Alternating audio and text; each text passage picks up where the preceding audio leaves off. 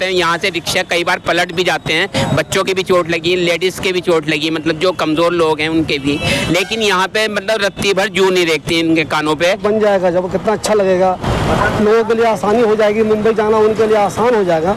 लेकिन इसका मतलब ये नहीं कि उससे पहले बहुत ज़्यादा तकलीफ दी जाए। 112 पे मैंने 3 बार कंप्लेंट करी इसकी धूल मिट्टी की। ऐसे मामलात में कोई किसी तरह की आवाज़ उठाने को तैयार नहीं है, जबकि आप ये आए दिन देख रहे हैं कोई ना कोई हादसा भी होता रहता है।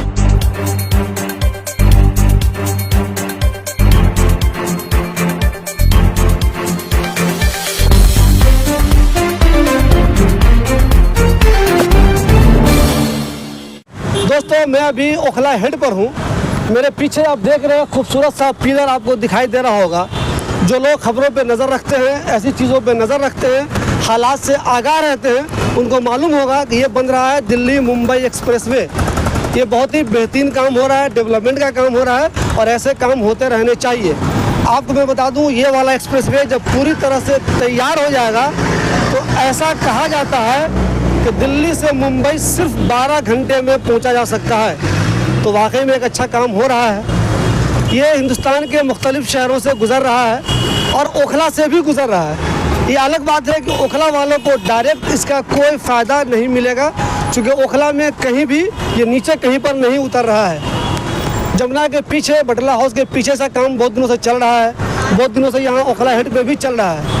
ओखला हेड पे एक दिक्कत ये है कि जब से यहाँ पे काम शुरू हुआ है, ओखला हेड की रोड पूरी तरह से टूट गई है और इसकी वजह से जो काम हो रहा है कंटिन्यू धूल मिट्टी उड़ती रहती है। जबकि कानून ये कहता है कि जब भी इस तरह का कोई काम होगा, जो एजेंसी ये काम करती रहेगी उसकी ये जिम्मेदारी है कि वहाँ पे वो ऐसा माहौल बनाए कि किसी को किसी तरह की कोई दिक्कत नहीं हो, न तो रोड टूटी हो न ही वहाँ पे धूल हो। मगर अफसोस की बात यह है कि इसका ध्यान नहीं रखा जा रहा है। ओखला में जो नेता जीते हुए हैं वो भी, और जो नेता बनना चाहते हैं, जो आए दिन अपना पोस्टर ओखला में इधर उधर लगाते रहते हैं कि मुझे टिकट चाहिए, काउंसलर की टिकट चाहिए, एमएलए की टिकट चाहिए, उन्होंने भी इस मुद्दे पे कोई आवाज़ अब तक नहीं उठाई है।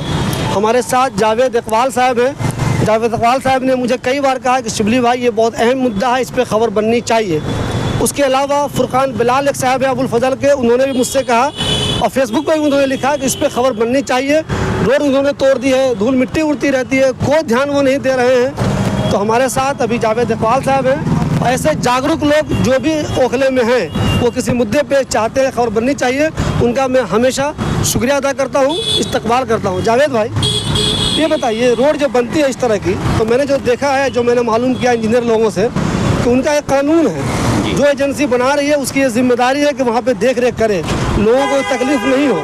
लेकिन मैं तो यहाँ पे देख रहा हूँ कि इन्होंने इतनी ख़राब कर दिया है रोड को, कभी रिक्शा पलट जाता है, कभी ठेला पलट जाता है, कभी टेम्पो पलट जाता है, कभी लोग पैदल गिर जाते हैं। तो इसका जिम्मेदार कौन है आखिर?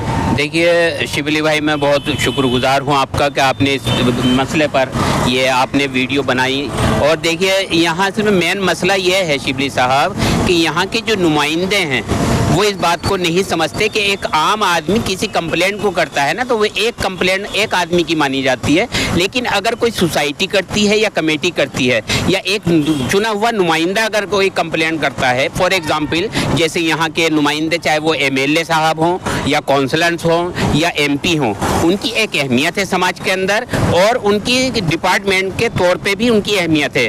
इस चीज़ को असल में हर आदमी मतलब कम से कम अपने मुँह पर लाना नहीं चाहता या बताना नहीं चाहता। जबकि अगर वही कंप्लेंट इस चीज़ को कंप्लेंट करें जो कंप्लेंट हम कर रहे हैं आपसे या आपके ये मीडिया के ज़रिए, तो यही कंप्लेंट अगर वो डायरेक्टली उसी डिपार्टमेंट को करें, फॉर एग्जांपल जैसे ये हाईवे बन रहा है, तो इनको ये चाहिए था कि जो आसपास का एरिया जो भी मुतासिर हो रहा है आपके काम की वजह से, उसकी मेंटेनेंस का ध्यान रखा जाए, धूल मिट्टी ना उड़े तो आप पानी का छिड़काव करें, उसका ध्यान रखा जाए। लेकिन यहाँ पे मैं ये देख रहा हूँ कि जैसे गुलामों की बस्ती में मतलब ये लोग अपना काम कर रहे हैं और ये गुलाम जहन है यहाँ के लोग, ये किसी तरह की कोई कंप्लेंट करने को तैयार नहीं है, इसको कहने के लिए कोई तैयार नहीं है। जबकि आपने देखा यहाँ पे एक से एक मतलब तालीम याफ्ता आदमी पढ़े हुए हैं, यूनिवर्सिटी भी है जामा मिल्लिया इस्लामिया कॉलेज, और यहाँ पे मतलब आज के टाइम में इतना मतलब पढ़ा लिखा तबका है, उसके बावजूद मुझे हैरत होती है कि इतने गुलाम जहन और गुलामीन पसंद मतलब दोनों तरह के लोग यहाँ पे मौजूद हैं, वो कहने को तैयार नहीं है। जबकि आप यकीन करना कि 112 पे मैंने 3 बार कंप्लेंट करी इसकी धूल मिट्टी की उस टाइम पे।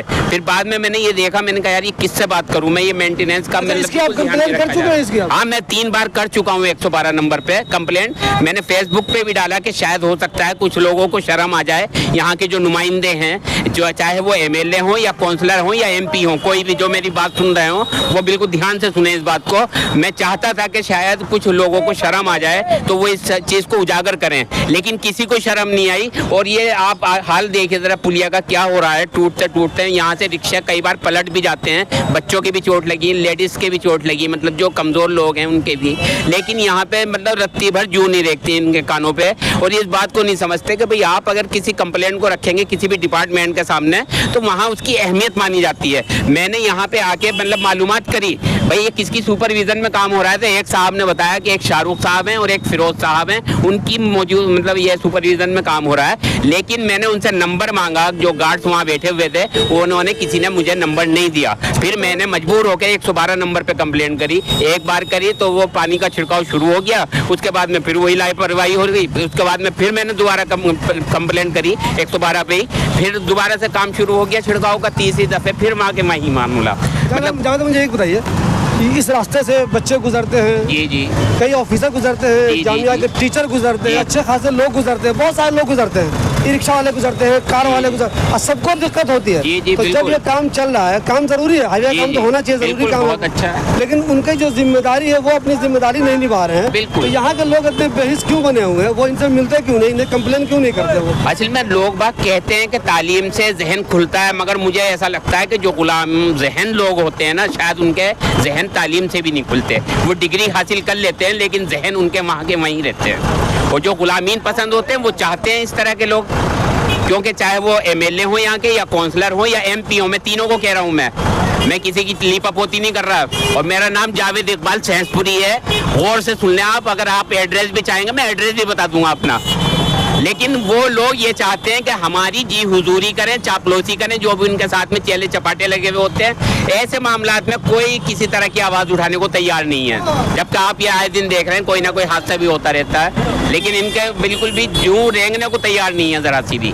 दो बातें यहाँ पे है, एक तो काम बार बार होने की वजह से गड्ढा हो गया है, दूसरे धूल बहुत ज़्यादा होती है यहाँ पे, हद से ज़्यादा धूल होती है, उसका ध्यान नहीं रखा जाता। ये काम देखिए आप, ये कंटिन्यू काम होता हुआ देख रहे हैं आप, आपको दिख रहा होगा, ये देख रहे हैं आप, ये कंटिन्यू आपको कमाल की बात ये देखिए ये सब उसी का है, देखिए ये भी उसी का है, ये देखिए आप, ये तो खैर उसका हिस्सा नहीं है, लेकिन मैंने पहले भी इस पर खबर की थी। अफसोस की बात है किसी को शर्म नहीं है, इसको अब तक किसी ने ठीक नहीं किया है। ये देखिए आप, ये भी टूटा हुआ है। ये रास्ता देखिए, असल आप इसको देखना है, ये वाला रास्ता असल में आप देखिए क्या इसकी हालत बन रखी है। देखिए आप, ये रिक्शा जाएगा, देखिए कैसे जाएगा लहराता हुआ, देखिए आप, अक्सर पलटता है रिक्शा पे। देखिए आप सबको दिखाता हूँ, देखिए ये थार भी जा रही है, थार को भी गुजरना है इसी परेशानी से, रिक्शा वाले हो चाहे स्कूटर वाले हो चाहे कोई हो। तो डेवलपमेंट के जो काम हो रहे हैं वाकई में खुशी की बात है। कितना सबसे खास बात यह है कि इसका एक बाज़ाब्ता एक सिस्टम बना हुआ है कि जो भी आप इस तरह के काम करें, वहाँ पे जो भी ज़रूरी चीज़ें हैं वो जिम्मेदारी भी उसी एजेंसी की होती है जो इस तरह के डेवलपमेंट के काम करवाती रहती है। आपको याद होगा जब दिल्ली में मेट्रो बन रहा था तो मेट्रो जहाँ जहाँ बनता था तो उसके साइड में रास्ता इतना अच्छा मेट्रो वाले बना देते थे, कभी किसी को कोई ज़्यादा परेशानी नहीं होती थी। मगर यहाँ पे इस तरह की चीज़ें नहीं देखी जा रही है। हो सकता है ये वाली रोड, ये वाला हाईवे दूसरे इलाकों में जहाँ बन रहा हो वहाँ इतना अच्छा काम हो रहा हो, लेकिन ओखला वालों की सुस्ती की वजह से, ओखला वालों की नाअहली की वजह से ऐसा कुछ भी ध्यान नहीं दिया जाता। ये मैं आपको बता दूँ, इनकी जो गाड़ी है कभी कभी वो इधर से होती हुई आती है, ये पिलर है इनका, इधर से होती हुई आती है, जो मैं निशान दिखा दूँ आपको अगर मेरा हाथ देख रहे हो तो, और इधर से होती हुई इधर की तरफ जाती है, इधर की तरफ। यहाँ पे वो उसे खोलते हैं कभी कभी। तो काम तो होता रहेगा, ज़रूरी है, काम तो बिल्कुल होगा, ज़रूरी काम है, ऐसे डेवलपमेंट के काम होने भी चाहिए, लेकिन उसकी वजह से जो धूल मिट्टी होती रहती है, भला उसका ख्याल कौन करेगा? और उसकी वजह से जो ये रोड ख़राब हो गए हैं, देखिए रोड की हालत, ये जो रोड ख़राब हो गई है भला उसकी जिम्मेदारी कौन लेगा?